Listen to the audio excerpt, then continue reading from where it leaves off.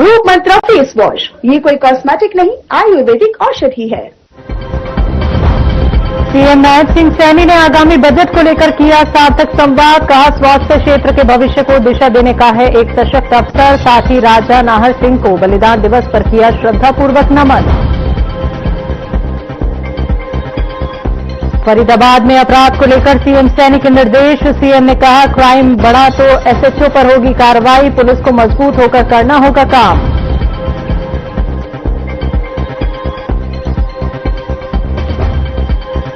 Pehowa police ने तेलंगाना से आए रजनीकांत हत्याकांड का किया खुलासा। दोस्त नहीं उतारा मौत के घाट, 2 आरोपी गिरफ्तार, तीसरा आरोपी अभी भी फरार।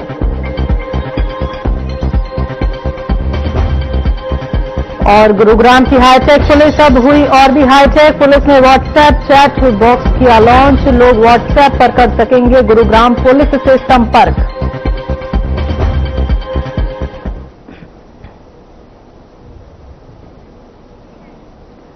नमस्कार, हरियाणा की खबरों में आपका स्वागत है। मैं हूं आपके साथ शैलजा त्यागी। तो मुख्यमंत्री नायब सिंह सैनी ने शुक्रवार को फरीदाबाद के सूरजकुंड में आयोजित बैठक के दूसरे सत्र में स्वास्थ्य क्षेत्र के प्रतिनिधियों और अधिकारियों के साथ आगामी बजट को लेकर सार्थक संवाद किया। मुख्यमंत्री ने संवाद में शामिल प्रतिनिधियों को नववर्ष की शुभकामनाएं देते हुए कहा कि ये बैठक प्रदेश में स्वास्थ्य क्षेत्र के भविष्य को दिशा देने का एक सशक्त अवसर है।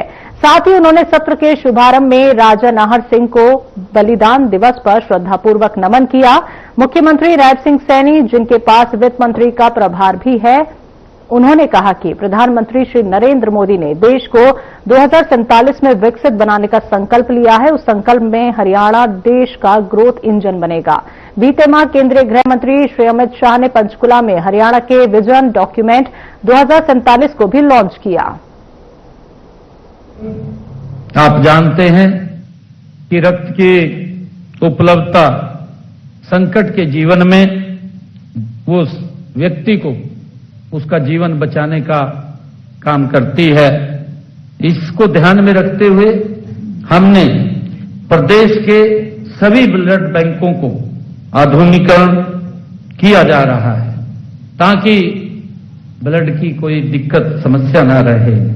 साथियों, इससे सुरक्षित और त्वरित हमने रक्त आपूर्ति सुनिश्चित भी की जा सकेगी ताकि उसका लाभ भी व्यक्ति को मिले। साथियों, आज हर सरकारी अस्पताल में जो डायलिसिस की सुविधा मुफ्त दी जा रही है, जहां तक पीजी और पोस्ट ग्रेजुएट की बात है, वो इसी वर्ष हमने कुटेल में जो 19 सुपर स्पेशलिस्ट के लिए नई वहां पर यूनिवर्सिटी भी शुरू की जा रही है। कुटेल के अंदर जो एक बड़ा रिसर्च सेंटर भी वो बनने जा रहा है, लगभग वो फाइनल दिशा के अंदर है। जल्दी ही उसका उद्घाटन होगा और वो भी प्रदेश के लोगों को वहां पर उसका लाभ मिलेगा। साथियों, इसे ध्यान में रखते हुए प्रदेश के सभी ब्लड बैंकों का आधुनिकीकरण किया जा रहा है और इसमें सुरक्षित और इसको सुनिश्चित वो किया जा रहा है। साथियों, हमारा स्पष्ट मानना है, हमारा एक सुझाव भी है कि न केवल आगामी बजट और अधिक सशक्त बने, बल्कि हरियाणा को स्वस्थ और समृद्ध बनाने की हमारी यात्रा को भी हम मिलकर के गति दें। आज जो सुझाव हमारे पास आए हैं, साथियों, हमारा ये मानना है कि अंतिम व्यक्ति तक स्वस्थ सेवा पहुंचना ही सुशासन की एक पहचान है। साथियों, हर व्यक्ति को ये लगना चाहिए, उसके मन में ये भाव जगना चाहिए कि ये सरकार मेरी सरकार है। जब ये भाव हर व्यक्ति के अंदर जगेगा, ये सरकार हमारे लिए काम कर रही है, तो वही सुशासन की असली पहचान है। साथियों, मैं ये कहना चाहता हूं कि इसी विश्वास के साथ आप सभी के बीच मैं यहां इतनी देर बैठा रहा और एक एक सुझाव जो आप लोगों ने दिया है, उस सुझाव को मैंने बहुत ध्यानपूर्वक सुना भी है उसको लिखा भी है। और हमारी पूरी टीम आज आप सबके बीच में आप सबके महत्वपूर्ण सुझावों को उन्होंने भी सुना है, उन्होंने लिखा भी है, और आपके जो महत्वपूर्ण सुझाव हमारे पास आए हैं, इस बार आपके सुझावों की गुणवत्ता, व्यवहारिकता और दूरदर्शिता पिछले वर्ष से और अच्छी होगी, मुझे ऐसा पूरा विश्वास है। उन्होंने नोट किया है और वो सभी के सभी जो सुझाव आपने दिए हैं, मुझे पूरा विश्वास है कि उनको इस बजट के अंदर शामिल किया जाएगा। साथियों, मैं अंत में आपसे एक अनुरोध करना चाहता हूं कि अगला जो 8-10 दिन आप जो मैंने जिसका जिक्र किया है, QR कोड का आपके टेबल के ऊपर पड़ा है, जो हमने चैट बॉक्स वो आज लॉन्च किया है, उसके ऊपर आप अपने सुझाव अवश्य हमें दें, क्योंकि आपके महत्वपूर्ण सुझाव हैं। हम कैसे आगे इस स्वास्थ्य के क्षेत्र में और इसको सशक्त और मजबूत कर सकें। साथियों, मेरा दूसरा आपसे अनुरोध है कि जब विधानसभा का सत्र चले, विधानसभा का सत्र, और जिस दिन, क्योंकि मैं फाइनेंस मिनिस्टर भी हूं और फाइनेंस मंत्री होने के नाते बजट भी मुझे पेश करना पड़ता है, मेरा आपसे आग्रह है कि जिस दिन मैं बजट पेश करूं, आप अवश्य उसको देखिएगा, आप उसको सुने, और आपको ये लगेगा कि हमने जो सुझाव दिए थे इस बजट में, वो सारे सुझाव इसके अंदर सम्मिलित हुए हैं, वो आपको महसूस होगा।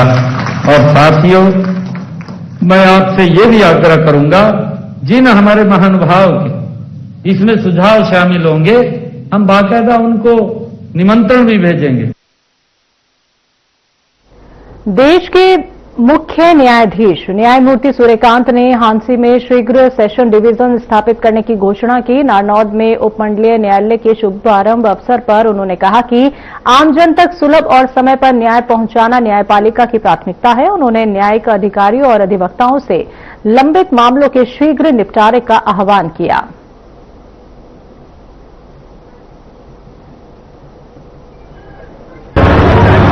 के माध्यम से हमने निर्णय लिया कि गांव के जो भी बच्चे शिक्षा में आगे आएंगे, जो अच्छी मेरिट के बच्चे होंगे, प्राइमरी स्कूल से लेकर के मिडिल से लेकर के मैट्रिकुलेशन तक, हम उनकी आर्थिक सहायता करेंगे।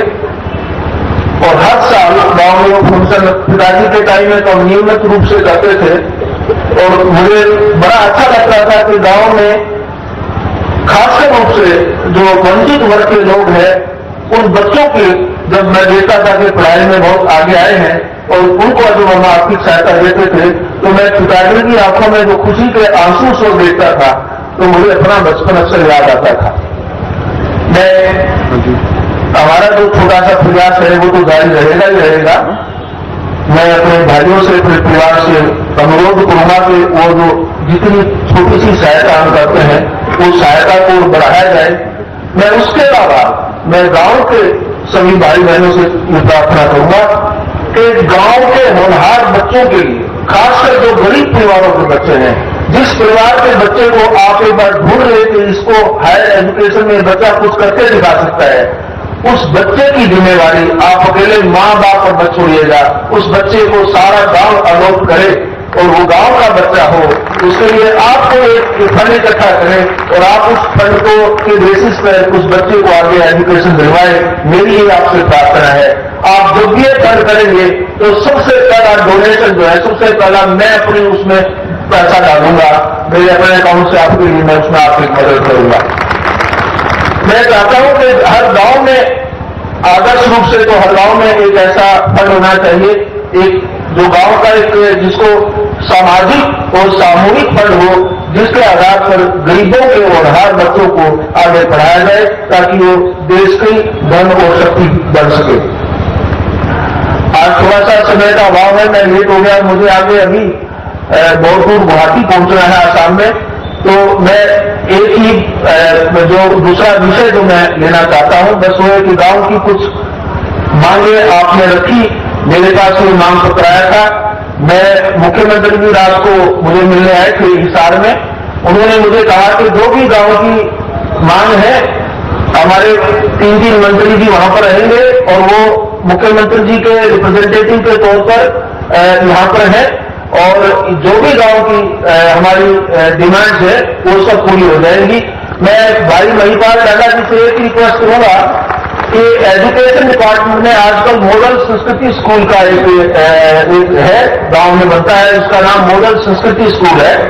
आप इस गांव में उसकी घोषणा करें। ये भाई महिपाल की तरफ से मैं आपको घोषणा कर देता हूं, एक बार में मॉडल संस्कृति स्कूल की स्थापना होगी। मनरेगा का नाम बदलकर वीबीजी रामजी किए जाने को लेकर सियासत तेज हो गई है। इसी मुद्दे पर यमुनानगर पहुंचे राज्यसभा सांसद कार्तिकेय शर्मा ने प्रेस वार्ता कर कांग्रेस पर जोरदार हमला बोला। उन्होंने कहा कि कांग्रेस इस योजना को लेकर जनता को गुमराह कर रही है, जबकि केंद्र सरकार ने ग्रामीण रोजगार को पहले से ज्यादा मजबूती दी है। सांसद ने आंकड़ों के जरिए बताया कि मनरेगा का बजट लगातार बढ़ा है, जो ग्रामीण विकास के प्रति सरकार की प्रतिबद्धता को दर्शाता है।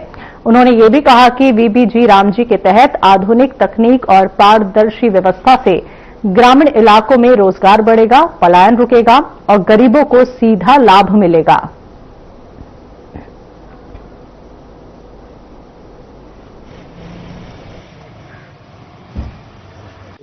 2014 में जबकि 30 से 35 और 40 हजार करोड़ के बीच में आवंटित होते थे मनरेगा के तहत, ये 2025 में जब बिल आया गया है तो लगभग 1,50,000 रुपए 1,50,000 करोड़ रुपए इसके ऊपर दिए जा रहे हैं केंद्र सरकार द्वारा, जिसमें से 90,000 करोड़ सिर्फ केंद्र सरकार का शेयर होएगा।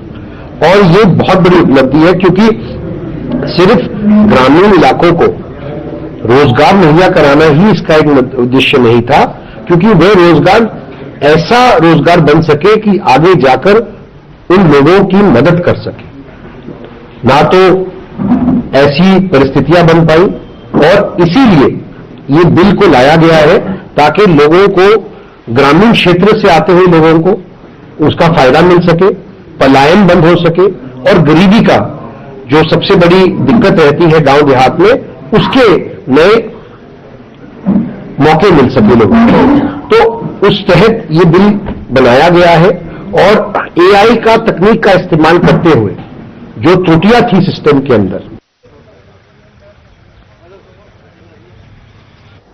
हरियाणा प्रदेश कांग्रेस कमेटी ने मनरेगा के कथित कमजोर होते क्रियान्वयन के विरोध में मनरेगा बचाओ संग्राम के तहत राष्ट्रव्यापी आंदोलन का ऐलान किया है।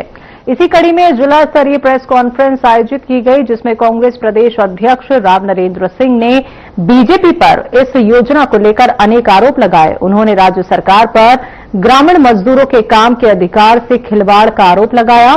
कांग्रेस का कहना है कि मनरेगा केवल एक योजना नहीं बल्कि कानूनी अधिकार है, जिसे यूपीए सरकार ने लागू किया था, लेकिन मौजूदा सरकार के कार्यकाल में इसका बजट घटाया गया। साथ ही उन्होंने कहा कि मजदूरी भुगतान में देरी हो रही है और काम मांगने के बावजूद रोजगार नहीं मिल पा रहा। कांग्रेस ने आंदोलन की चरणबद्ध रूपरेखा भी जारी की है। कांग्रेसी नेताओं ने दावा किया है कि अगर मनरेगा कमजोर हुआ तो ग्रामीण अर्थव्यवस्था चरमरा जाएगी, पलायन बढ़ेगा और गरीब का संवैधानिक अधिकार छिन जाएगा। अपनी तरफ से नहीं रखे हैं, और भी साइडों में भी है। और आप सब साथियों का, पत्रकार साथियों का मैं आभार प्रकट करता हूं, धन्यवाद करता हूं कि हमारे पार्टी के निमंत्रण के ऊपर आप लोगों ने समय निकाल करके आए हो। आज का कार्यक्रम मनरेगा को लेकर है, विशेष रूप से एक्सक्लूसिव, और कोई कारण हमसे मैं आवाज अपनी तरफ से नहीं रखे हैं कोई भी बातें। कांग्रेस पार्टी ने पूरे देश भर के अंदर आज हर जिला हेडक्वार्टर्स के ऊपर मनरेगा को लेकर प्रेस वार्ता रखी हुई है, ताकि प्रेस जो हमारे लोकतंत्र का चौथा स्तंभ है, और भी साइडों में भी है। और आप सब साथ नूंह जिला कांग्रेस कार्यालय पर मनरेगा योजना का नाम बदलने को लेकर कांग्रेस पार्टी द्वारा एक प्रेस वार्ता का आयोजन किया गया, जिसकी अध्यक्षता जिला कांग्रेस अध्यक्ष शहीदा खान ने की, जिसमें जिले के कांग्रेस विधायकों और वरिष्ठ नेताओं ने हिस्सा लिया। वहीं कांग्रेसी नेताओं ने बीजेपी सरकार द्वारा महात्मा गांधी राष्ट्रीय ग्रामीण रोजगार गारंटी अधिनियम का नाम बदलकर जी रामजी योजना रखने के निर्णय पर कड़ा विरोध जताया।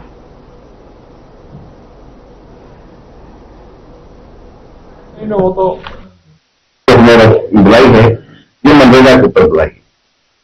जिस तरह से भाजपा ने हमारे राष्ट्रपिता महात्मा गांधी के नाम को बदलने की कोशिश की जा रही है। हम चाहते हैं कि जो यूपीए सरकार ने मनरेगा जो महात्मा गांधी जी के नाम से रखी थी, कि यही नाम बरकरार है।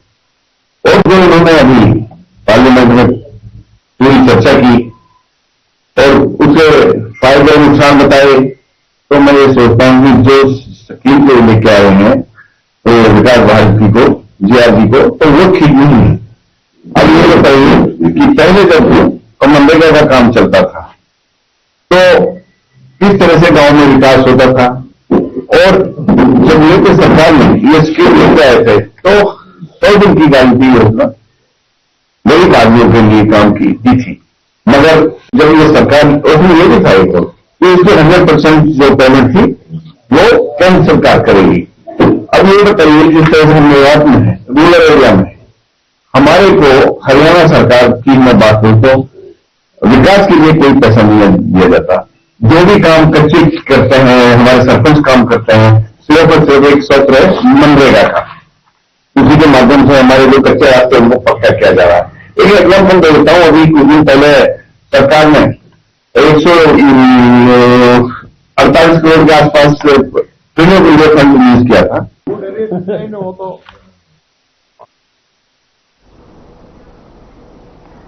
खबरों में वक्त एक छोटे से ब्रेक का।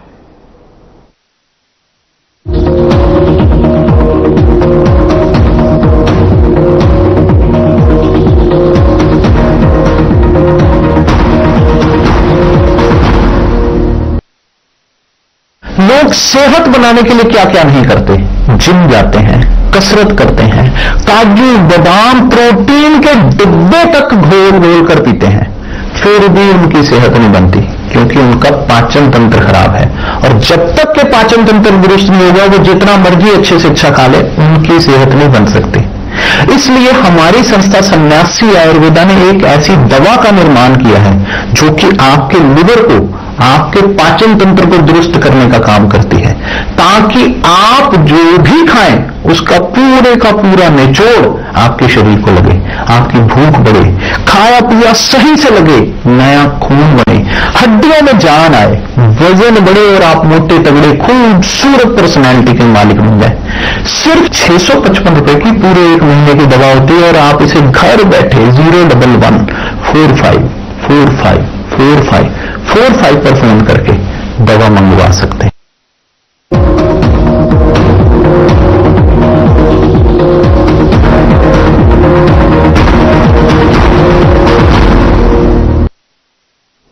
ब्रेक के बाद एक बार फिर से आप सभी का स्वागत है। बात करते हैं अगली खबर की। कुलदीप राठी के भाई जयदीप राठी की हत्या के मामले में परिवार को सांत्वना देने पानीपत पहुंचे अभय सिंह चौटाला ने प्रशासन पर निशाना साधा। इस दौरान उन्होंने कहा कि यदि प्रशासन समय रहते कार्रवाई करती तो ये वारदात नहीं होती। चौटाला ने बताया कि जब प्रॉपर्टी पर कब्जा करने आए बदमाशों के खिलाफ शिकायत दी गई थी तब पुलिस को तुरंत कार्रवाई करनी चाहिए थी। उन्होंने आरोप लगाया कि पुलिस ने इस मामले में कोई कार्रवाई नहीं की और कहा कि इस घटना के पीछे जिम्मेदार लोगों की पहचान कर पुलिस को तह तक जाना चाहिए।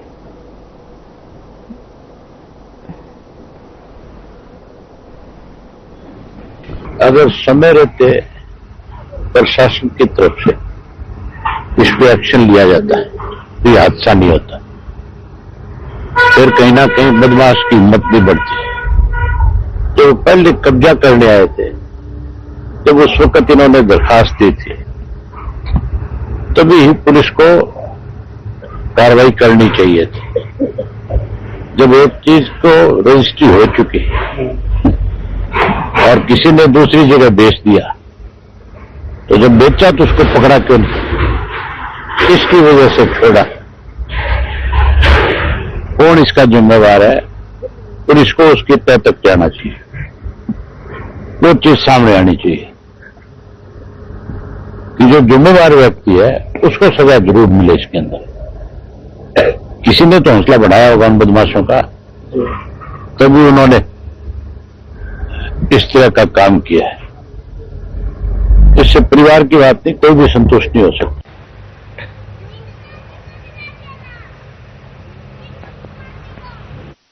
जम्मू कश्मीर के बारामूला में महेंद्रगढ़ के नांगल चौधरी के गांव अकबरपुर ने अपने एक और वीर सपूत को खो दिया। देश के कोने कोने में 25 वर्षों तक मातृभूमि की सेवा करने वाले सूबेदार हीरालाल को नम आंखों के साथ अंतिम विदाई दी गई। ड्यूटी के दौरान हुए हादसे में शहीद हुए सूबेदार हीरालाल को सेना की टुकड़ी ने मातमी धुन और शस्त्र सलामी के साथ श्रद्धांजलि दी। वहीं शहीद हुए सूबेदार हीरालाल को पूरे सैन्य सम्मान के साथ उनके गांव पैतृक गांव में अंतिम विदाई दी गई। सेना की टुकड़ी ने मातमी धुन बजाई, शस्त्र सलामी दी और हवा में फायर कर अपने वीर साथी को सलाम किया।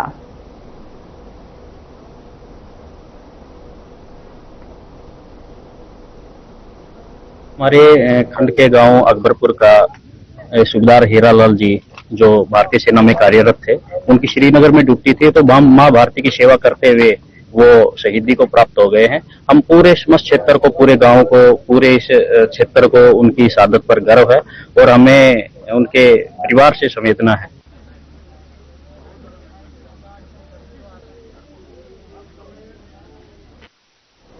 महेंद्रगढ़ जिले के लिए शोक और गर्व का क्षण सामने आया है। आतंकवाद विरोधी विशेष इकाई राष्ट्रीय राइफल्स में तैनात सूबेदार हीरालाल का उत्तरी कश्मीर के बारामूला जिले में ड्यूटी के दौरान दुर्घटनावश निधन हो गया। पहाड़ी क्षेत्र में गश्त के दौरान फिसलन भरे रास्ते पर संतुलन बिगड़ने से वो गहरी खाई में गिर गए, जिससे मौके पर ही उनकी वीरगति हो गई।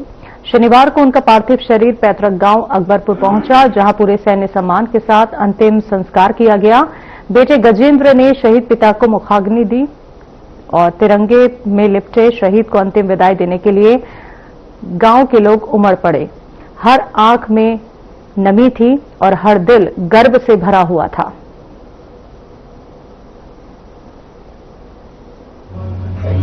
देखिए, हमारे खंड के गांव अकबरपुर का सूबेदार हीरालाल जी जो भारतीय सेना में कार्यरत थे, उनकी श्रीनगर में ड्यूटी थी, तो मां भारती की सेवा करते हुए वो शहीदी को प्राप्त हो गए हैं। हम पूरे समस्त क्षेत्र को, पूरे गांव को, पूरे इस क्षेत्र को उनकी शहादत पर गर्व है और हमें उनके परिवार से संवेदना है।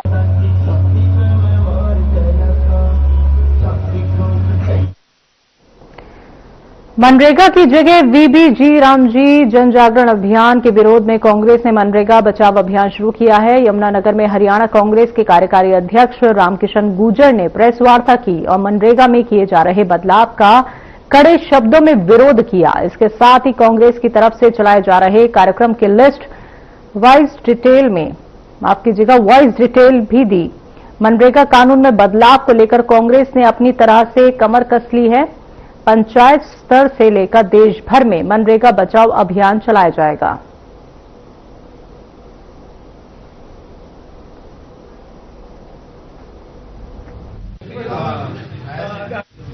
दो 2005 में यूपीए की सरकार बनी थी। सोनिया गांधी जी और मनमोहन सिंह जी ने पूरे हिंदुस्तान के देहात में जो आर्थिक रूप से कमजोर वर्ग है, उनकी भलाई के लिए एक कानून बनाया था जिसको हम मनरेगा कहते हैं, जिसके माध्यम से 100 दिन का रोजगार उन सभी साथियों को मिले।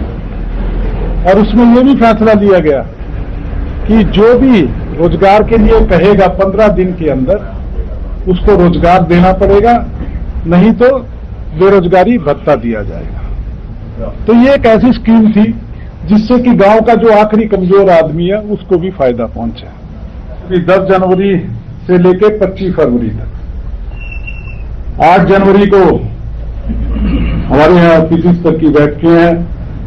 10 जनवरी को जिला स्तरीय प्रेस कॉन्फ्रेंस है जो आज हम कर रहे हैं, और उसके साथ साथ 11 जनवरी को एक दिवसीय उपवास, 12 जनवरी से 29 जनवरी तक पंचायत स्तर पर जाके कांग्रेस पार्टी संपर्क करेगी, और उसके साथ साथ फिर 30 जनवरी 26 वार्ड स्तर पर शांतिपूर्वक धरना दिया जाएगा।